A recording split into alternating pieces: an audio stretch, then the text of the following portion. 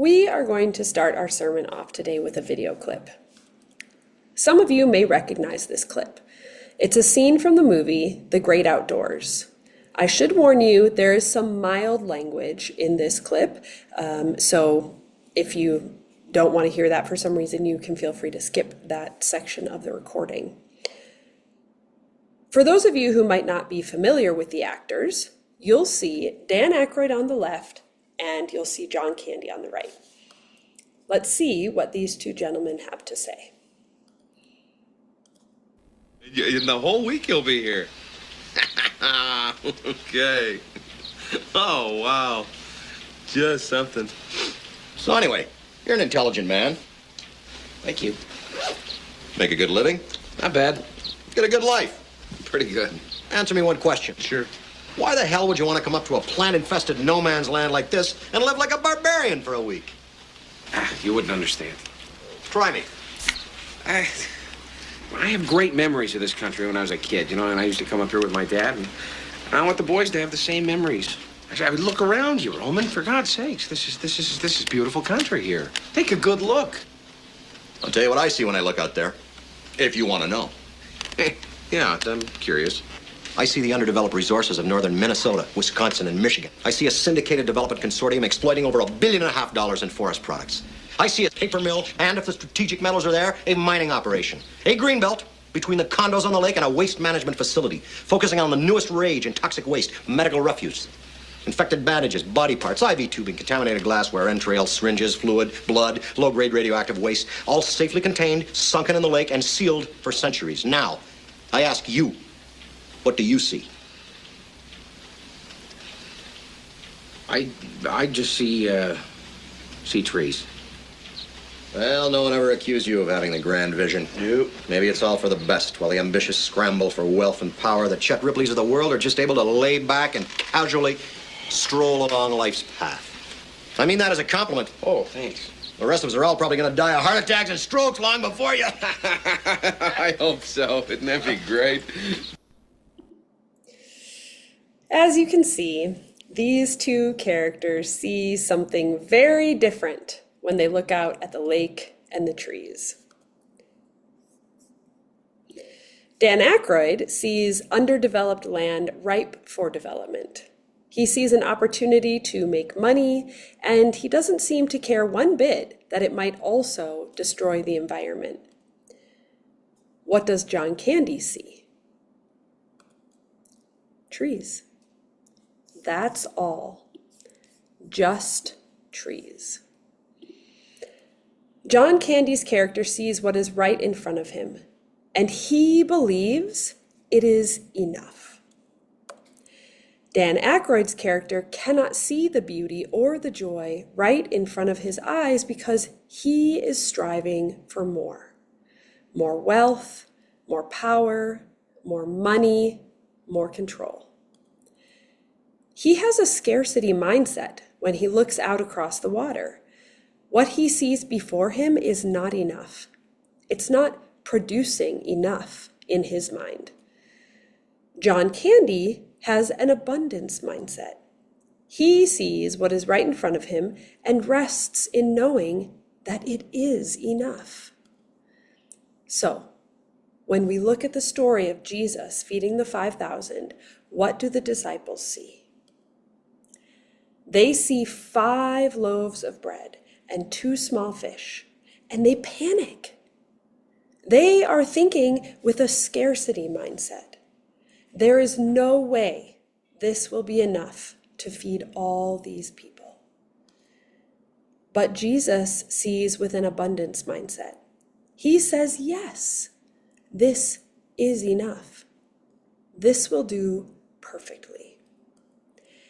And then he brings a community together.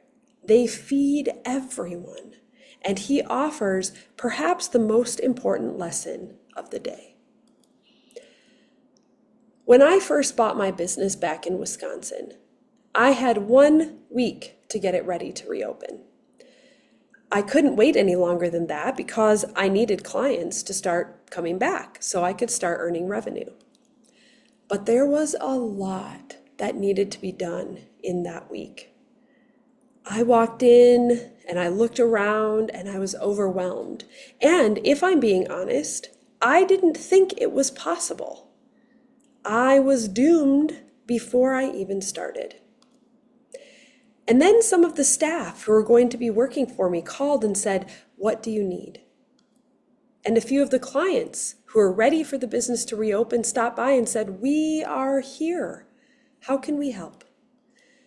And together, with no expectations from anyone about getting paid, we got everything done and ready. I walked in with a scarcity mindset. I don't have enough. I am not enough. There's not enough time. I don't have enough money, etc., etc. But the community looked at it and said, "Yep, we are enough. You are enough. We have hands to help and we have some money to spare and we'll make this happen. Let's get to it." And together we built something new. I thought it was impossible. I was ready to give up before I even got started. I was in over my head and I thought maybe I was crazy for even thinking it was possible in the first place. And I wonder if that's how the disciples felt. I can understand their stress when Jesus says, "Let's feed them." And the disciples go right into scarcity mode, wondering how on earth they're going to afford food for all these people. But the thing is, God doesn't start with the problem, how do we feed all these people? God starts with what God has, which is everything held in God's hands.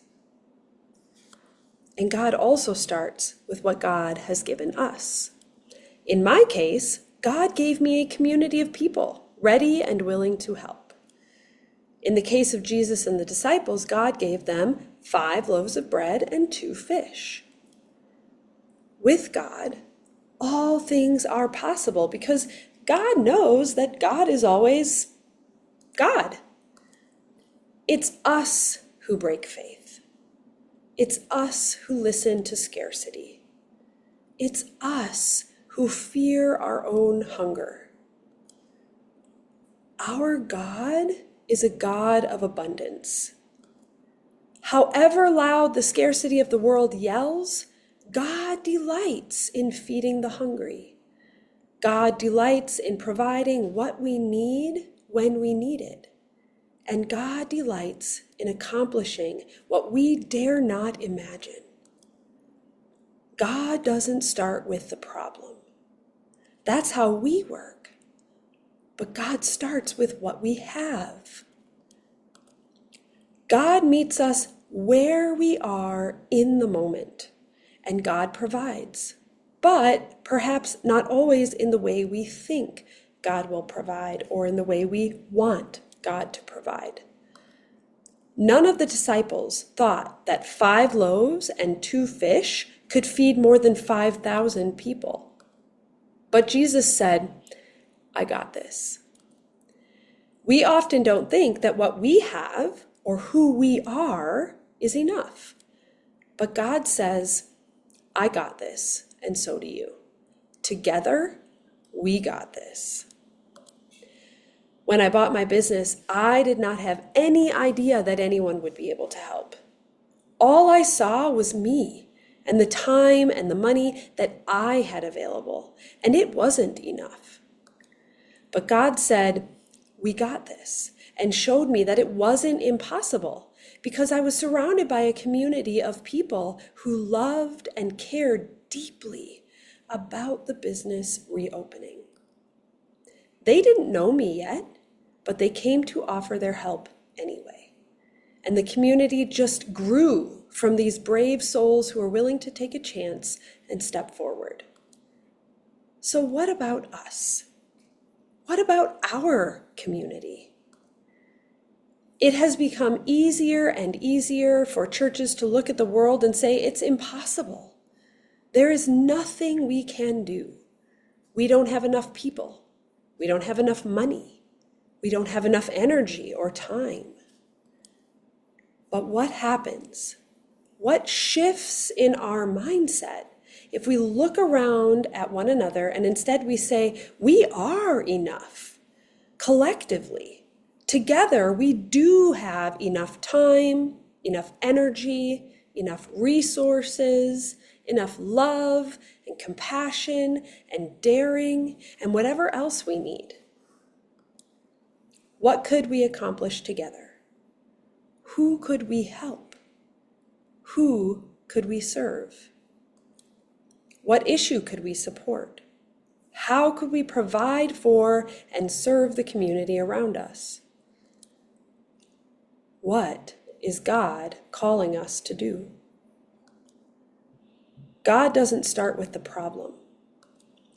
God starts with what we all have. Nothing is impossible with or for God. So may we go about our day with this in mind. May we begin to shift from a scarcity mindset to an abundance mindset.